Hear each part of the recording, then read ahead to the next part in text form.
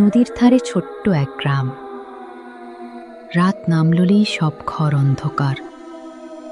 শুধু দূরে শ্মশান ঘাটের পাশে আগুনের লালচে আব। ওখানে পদ্মা বুড়ি নামে এক ভূত থাকে, যে মরার পরও কাউকে যেতে দেয় না তার জায়গায়। এক রাতে গ্রামের তরুণ সোহাগ বন্ধুদের চ্যালেঞ্জ।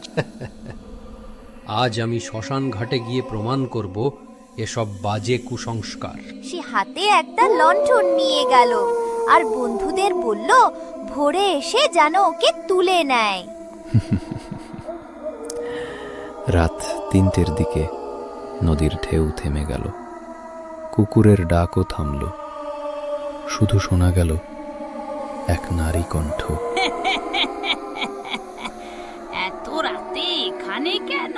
সে চারদিকে তাকালো, কেউ নেই। হঠাৎ পেছন থেকে ঠান্ডা বাতাসে লণ্ঠন নিভে গেল। অন্ধকারে কানে এলো পায়ের শব্দ আর একটা বৃদ্ধার কণ্ঠস্বর। আগে যারা এসেছিল তারাও বলেছিল ভয় পাই না।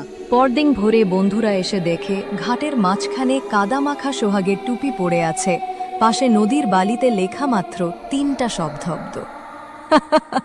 সেই রাত থেকে ভোরের দিকে নদীর ঘাটে নাকি কারো হাসির শব্দ ভেসে আসে, আর কে যেন নামে জল থেকে মুখে ভাঙা হাসি নিয়ে ফিস ফিস